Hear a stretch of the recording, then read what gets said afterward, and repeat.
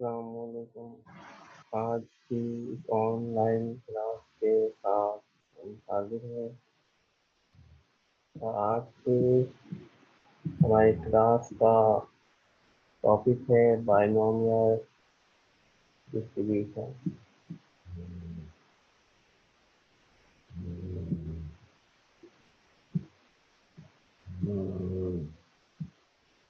जैसा कि आपको इस क्लास में बताया गया था कि बायनोमियल डिस्ट्रीब्यूशन के लिए दो शराइत का नेटवर्क पूरा होना ज़रूरी है। अगर दोनों शराइत पूरी उतर रही हैं तो फिर हम बायनोमियल डिस्ट्रीब्यूशन का फार्मूला लगाएंगे। वो दो शराइत क्या हैं? पहली शराइत ये है कि बायनोमियल डिस्ट्रीब्यूशन के लिए ज़रूरी है कि सिर्फ दो ही किस्म के चांसेस मौजूद हों। अगर तीन किस्म के चांसेस मौजूद होंगे तो इस सूरत हाल में बायनोमियल डिस्ट्रीब्यूशन नहीं लग सकता। मिसाल के तौर पे जब भी अब हम एक कॉइन को टॉस करते हैं तो या तो हेड आता है या टेल आता है। तो इसमें दो ही किस्म के चांसेस हैं, या हेड आएगा या टेल आएगा।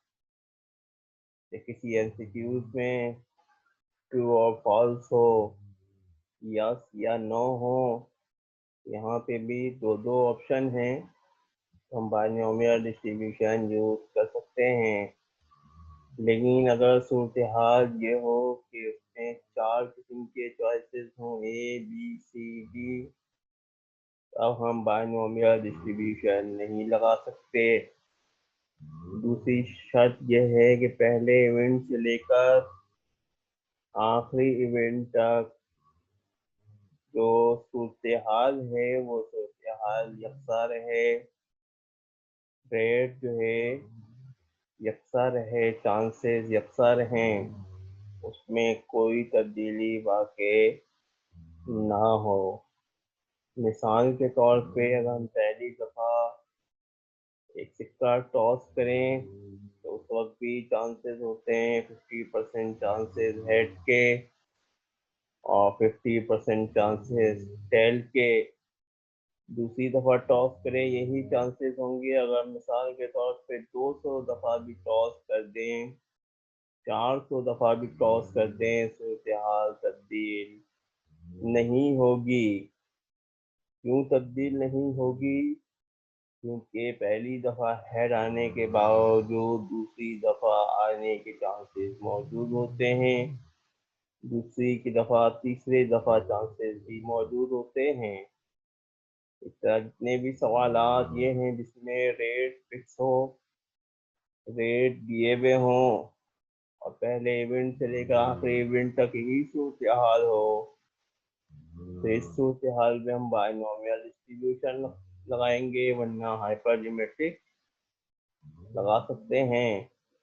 हाइपरमेट्रिक की भी एक मिसाल दें ताकि सूरत यही क्लियर हो जाए कि रेट किस तरह तब्दील होता है। मिसाल के तौर पे ताश के पत्तों में 52 कार्ड होते हैं। अगर हम उसमें 4 किंग और अदर कार्ड की मिसालें लें तो 4 किंग होते हैं और 48 कार्ड अदर होते हैं। अगर हम इसकी डिस्ट्रीब्यूशन निकालने बैठे हैं तो जिस वक्त इवेंट शुरू हुआ था तो किंग कार्ड के क्या चांसेस है? 4 किंग कार्ड हैं और टोटल कार्ड 52 है, तो रेट होगा 4/52। अदर कार्ड के क्या चांसेस होंगे? 48/52। ये कब था? जिस वक्त इवेंट शुरू हो रहा था, जिस वक्त खेल शुरू हो रहा था, तजुर्बा शुरू हो रहा था। लेकिन सूरत हाल जरी से चेंज हुआ, जैसे ही पहला कार्ड आपने निकाला टोटल तादाद में भी कमी आ गई, वो 52 नहीं रहे, 51 हो गए। और चाहे निकलने वाला कार्ड किंग हो या कोई दीगर कार्ड हो, उसकी सूरत हाल भी तब्दील हो गई, क्योंकि उसमें रिप्लेसमेंट मौजूद नहीं होती, रिपीटेशन मौजूद नहीं होती। और अगर रिप्लेसमेंट रिपीटेशन मौजूद हो तो फिर हमारे लिए विन करना मुमकिन ना हो। दोबारा समराइज करते हैं, बाइनोमियल डिस्ट्रीब्यूशन के लिए ज़रूरी है कि बेक वक्त दो शराइत पूरी उतर रही हों। पहली शर्त यह है कि सिर्फ दो ही किस्म के चांसेस हों। मिसाल के तौर पे क्वीन की मिसाल दी, इसमें या तो हेड आता है या टेल आता है। एमसीक्यूज में अगर यस या नो हो, ट्रू और फॉल्स हो, स्मोकिंग और नॉट स्मोकिंग हो कोरोना वायरस में, या तो डेथ होती हो या रिकवरी होती हो, इस किस्म के सिर्फ दो ही किस्म के चांसेस हो तो हम बाइनोमियल डिस्ट्रीब्यूशन लगाएंगे। लेकिन ज़रूरी है कि पहले दूसरी शर्त को भी चेक कर लिया जाए। दूसरी शर्त यह है कि पहले इवेंट से लेकर आखिरी इवेंट तक सूरत हाल तब्दील ना हो रही हो, में कोई तब्दीली वाकई नहीं हो रही हो। पहले इवेंट से लेकर आखिरी इवेंट तक रेट यकसा हो, और ये रेट या तो यूनिवर्सल फैक्ट होंगे या आपको सवाल में या आपको एक गिवन होंगे। यूनिवर्सल फैक्ट से मुराद ये है कि बच्चा बच्चा जानता है, और वो पाकिस्तान में हो या अमेरिका में या दुनिया के किसी भी टप्पे में मौजूद हो, वहाँ पर सूरत हाल यकसा होगी। मिसाल के अगर सिक्के की मिसाल है, जब भी एक टॉस पाकिस्तान में टॉस करें या अमेरिका या बरतानिया में करें, और या तो हेड आएगा या टेल आएगा, और चांसेस 50-50% मौजूद होंगे।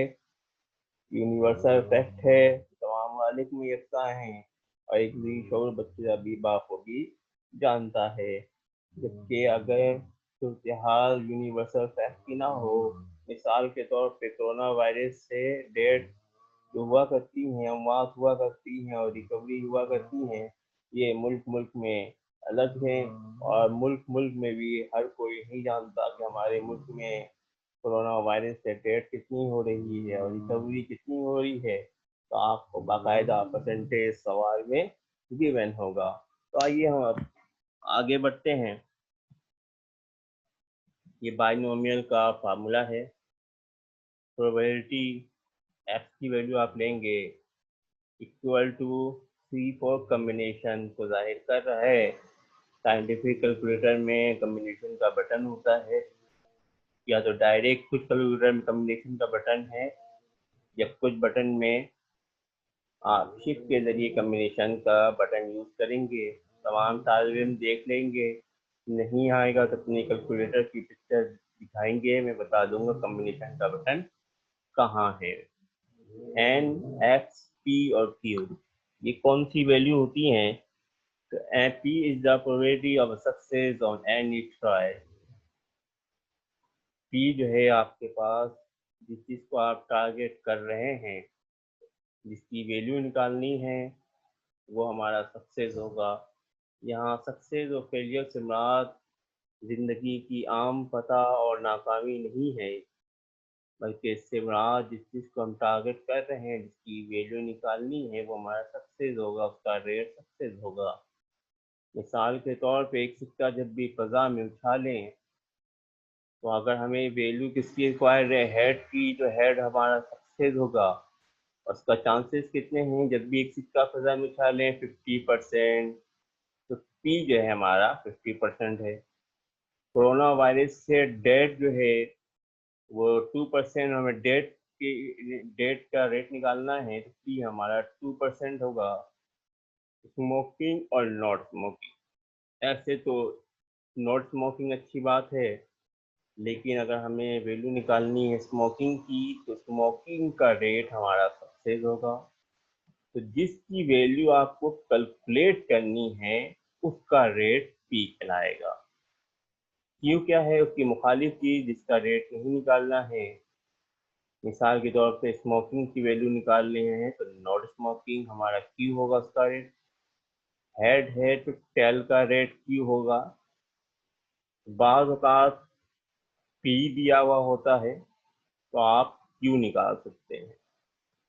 क्यू निकालने का तरीकाकार क्या है कि 1 में से पी माइनस कर देंगे, क्योंकि हम प्रोबेबिलिटी को जानते हैं कि वो अगर तमाम वैल्यू का सम हो तो 1 के बराबर होता है। तो क्यू मालूम करने का तरीकाकार ये है कि हम 1 में से पी माइनस कर देंगे, और बाज़ औक़ात सूरत हाल ये होती है कि Q दिया हुआ होता है, हमें P मालूम करना होता है, तो हम P भी मालूम कर सकते हैं कि 1 में से अगर Q माइनस कर दें तो P आ जाएगा। अभी आगे चल के सवाल आता है। उसके बाद N जो है नंबर ऑफ ट्रायल्स, एक्सपेरिमेंट, कितनी दफ़ा तजुर्बा किया आपने। मिसाल के जो सवाल में लिखा है coin is toss 7 times, coin is toss 7 times, 7 दफ़ा उछाला गया, 7 दफ़ा तजुर्बा किया गया, तो N जो है हमारा 7 होगा। और X जो है number of success, it can take the values 0 से लेके जहाँ तक आपका N जा रहा है वहाँ तक कोई भी हो सकता है। मिसाल के तौर पर अगर एग्जैक्टली 3 है तो X की वैल्यू 3 होगी। अगर N मिसाल के तौर पे आपका 7 है और कंडीशन एटलीस्ट 4 की है, याद रखिए N कितना है 7 है मिसाल के तौर पे, और कंडीशन है एटलीस्ट 4, कम से कम 4 होने चाहिए।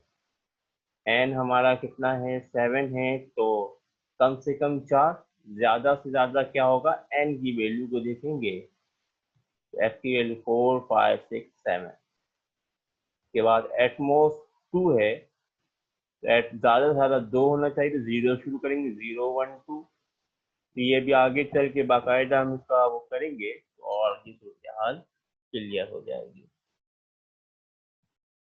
अब हमने एक बाकायदा तौर पे सवाल लिया है, the probability that a patient recover from a delicate heart operation is 0.9. What is the probability that exactly 5 of the next 7 patients having these operations survive? अब जो लोग जो रिकवर करते हैं दिल के ऑपरेशन से, उनका रेट क्या है 0.9 है। 7 मरीजों को उसके लिए तजुर्बा किया गया, जिसमें से 5 जो है जिंदा बच गए, जिनका ऑपरेशन कामयाब हुआ। अगर हम यहाँ देखें तो कितने मरीज के ऊपर तजुर्बा किया गया, 7 के ऊपर। कितने मरीजों के ऊपर तजुर्बा किया गया, 7 के ऊपर किया गया। और उसमें से कितने रिकवर हो रहे हैं, हमें किसकी वजह निकालनी, ऑपरेशन सर्वाइव। कितने लोग बच गए, कितने लोग बचे, 5 बचे। और जो ऑपरेशन से बचते हैं उनका रेट क्या है 0.9 है। तो आइए इसको अब डेटा को बनाते हैं, सॉल्व करते हैं। अगर आप देखें यहाँ पे n जो है हमारे पास 7 है, x की वैल्यू क्या है 5 है, p जो है हमारे पास 0.9 है। q हम किस तरह निकालेंगे, अभी आपको बताया गया था कि अगर आपके पास p दिया हुआ है आप Q निकाल सकते हैं, और Q निकालने का तरीका कार ये है Q equal to 1 minus P। तो 1 में से आप 0.9 माइनस करें तो हमारे पास Q आ रहा है 0.1। ये हमारे पास फार्मूला है, इसको हम आगे सॉल्व करते हैं। अब जो फार्मूला है इस पे वैल्यू पुट करें तो P x की वैल्यू हमारे पास कितनी है 5 है। C4 कॉम्बिनेशन n की वैल्यू कितनी है, n की वैल्यू अगर आप डेटा में देखें n की वैल्यू कितनी है 7 है। f की वैल्यू क्या है 5 है, f की वैल्यू क्या है 5 है। p कितना है हमारे पास 0.9, p कितना है 0.9। उसके बाद f की वैल्यू कितनी है 5 है, q हमारे पास कितना है 0.1 है, n जो है हमारे पास 7 है, और f की वैल्यू हमारे पास 2 है। तो अगर हम 7 प्रेस करें, कॉम्बिनेशन का बटन दबाएं और 5 प्रेस करें तो हमारे पास वैल्यू आएगी 21। 0.9 की पावर 5 या 0.9 टैग 5 दोनों किस्म के कैलकुलेटर मौजूद हैं, कुछ में टैग का बटन होगा, कुछ में पावर का होगा। 0.9 पावर 5 तो हमारे पास वैल्यू आएगी 0.59049। 0.1 की 7 में से 5 माइनस करेंगे 2 आएगा, 0.1 की पावर 2 वैल्यू आएगी 0.01। तो हमारे पास फाइनल आंसर आएगा 0.124। तो तमाम लोग जो है साइंटिफिक कंप्यूटर साथ रखेंगे, उसे खुद ऑपरेट करेंगे। मसला हो, बटन ना मिले, कोई भी सूरत हाल हो तो उससे वो पूछ सकते हैं। अगला सवाल है, coin is toss 6 time, what is the probability of getting 3 head. एक सिक्के को 6 दफा उछाला गया, क्या चांसेस हैं कि अगर 3 दफा हेड आए। तो अगर तजुर्बा कितना किया गया, एक टॉस को कितनी दफा उछाला गया, 6 टाइम टॉस किया गया, एंड जो है हमारे पास 6 आया। एफ की वैल्यू कितनी, हमें क्या चाहिए, 3 हेड चाहिए। पी क्या है, अभी आपको शुरू में बताया गया था कि जब भी आप एक सिक्का टॉस करें, हेड का क्या चांस है, हमें हेड की वैल्यू निकालनी है। 50% चांस है हेड आए और 50% चांस है टेल आए। 50% है तो 50 को अगर 100 से अगर आप डिवाइड करेंगे तो क्या आएगा, 0.5 आएगा। क्यू क्या है, टेल। टेल का क्या रेट है, जब भी आप एक सिक्का टॉस करेंगे, क्यू का चांस है 50%। 50 को अगर आप 100 से डिवाइड करेंगे तो 0.5 आएगा। ये हमारे पास फार्मूला है। तो अब से हम सॉल्व करेंगे। एक्स की वैल्यू क्या है, 3 है। सी फॉर कम्बिनेशन, एन जो है हमारे पास 6 है, एक्स की वैल्यू 3 है। पी 0.5, एक्स की वैल्यू 3 है, क्यू जो 0.5, एन 6 है और एक्स की वैल्यू हमारे पास 3 है माइनस फार्मूले का। तो 6 प्रेस कीजिए कम्बिनेशन और 3, तो हमारे पास वैल्यू आएगी 20। 0.5 टेक 3 तो वैल्यू आएगी 0.125। 0.5 6 माइनस 3 तो हमारे पास वैल्यू आएगी 0.125। ये एक और ज़्यादा प्रेस हो गया है तो एक ही जगह प्रेस कीजिएगा, 0.125।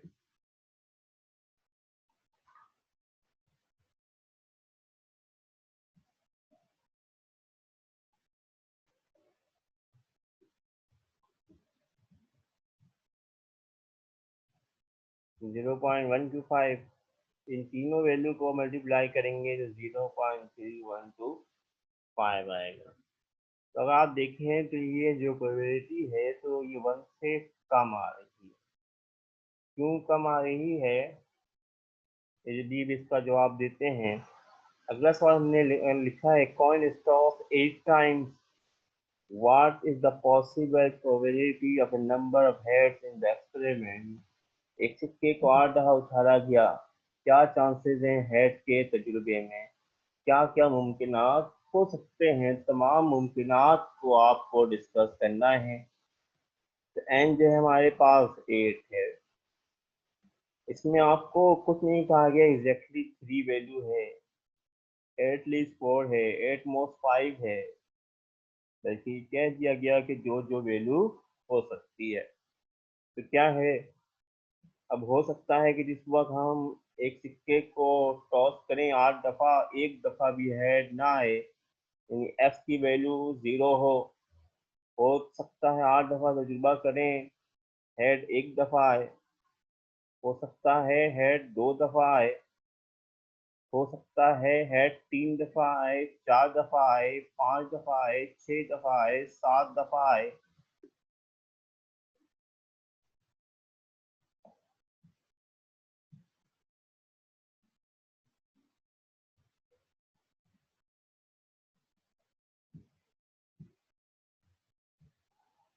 8 दफा आए, 9 दफा आ सकता है, नहीं 9 दफा नहीं आ सकता। क्यों 9 दफा नहीं आ सकता, क्योंकि एन जो है हमारे पास कितना है, 8 है। तो जितना एन होगा मैक्सिमम वैल्यू, उससे आगे कभी भी नहीं बढ़ सकती, ज्यादा से ज्यादा उस हद तक बरकरार रहेगी, उससे आगे नहीं जाएगी। ये हमने वैल्यू क्यों तमाम वैल्यू कैलकुलेट की है, उसमें कहा गया है कि ऑल पॉसिबल वैल्यू आपको बतानी है। कि जो जो मुमकिनात हो सकते हैं, जो जो चांसेस हो सकते हैं, तो हो सकता है ये इन तमाम चांसेस में जब आप टॉस करेंगे कोई भी एक चांस मौजूद हो सकता है। पी की सूरत हाल आपको बता दी कि पी क्या है कि जब भी आप एक सिक्के को फजा में टॉस करेंगे 50% चांस है हेड का, तो 50 को अगर 100 से डिवाइड करेंगे 0.5 आएगा। क्यू जो है हमारे पास 0.5 है। अब आप इसको क्या करना है, ये खुद सॉल्व करना है। Student solve it, is your practice question and send to me. तो सॉल्व करें और मुझे जो है तमाम तालिब इल्म भेजेंगे ताकि ये आपका जो है कामयाब हो जाएगा। अब इसको किस तरह सॉल्व करना है, एस की वैल्यू पहले 0 रखेंगे, सॉल्व करेंगे, फिर 1 पे रखेंगे, सॉल्व करेंगे, पूरा सॉल्व करेंगे जिस तरह ऊपर दो मिसालों में सॉल्व किया गया है। 2 3 4 5 6 7 8 तमाम वैल्यू पे रखने के बाद सॉल्व करेंगे। तो सॉल्व कर दिया हर वैल्यू पे अलग अलग करके, तो फिर इन तमाम वैल्यू को टोटल करेंगे। 0 का जो आंसर आया है, 1 का, 2 का, इस तरह 8 तक जितनी वैल्यू का आंसर आया है उन तमाम वैल्यू को आप टोटल करेंगे। और टोटल करने के बाद फिर आप क्या करेंगे, उन्हें सम करेंगे, टोटल करेंगे, सम करेंगे, तो फाइनल आंसर जो आपका 1 के बराबर आएगा। क्योंकि ये तमाम इवेंट पे मुश्तमिल था, तो याद रखिए ये कानून है प्रोबेबिलिटी का कि अगर तमाम इवेंट पे मुश्तमिल होगा तो ज़्यादा से ज़्यादा चांसेस 1 के हैं, वैल्यू 1 के बराबर होगी। अदरवाइज कोई भी कंडीशन हो, एग्जैक्टली की हो, एटलीस्ट की हो, एटमोस्ट की हो, हमेशा 1 से आंसर कम आएगा। आइए आपको ऊपर की दो मिसालों में दिखाएं आंसर कितना आ रहा है, 0.3125। इससे पहली वाली मिसाल में 0.125, 0.124, कोई भी कंडीशन हो, एटलीस्ट की हो, एटमोस्ट की हो, एग्जैक्टली की हो, बिटवीन की हो, आंसर हमेशा 1 से कम आएगा। अगर तमाम इवेंट पे मुश्तमिल है तो 1 के बराबर आएगा। ये आज हमारी क्लास का टॉपिक था। मजीद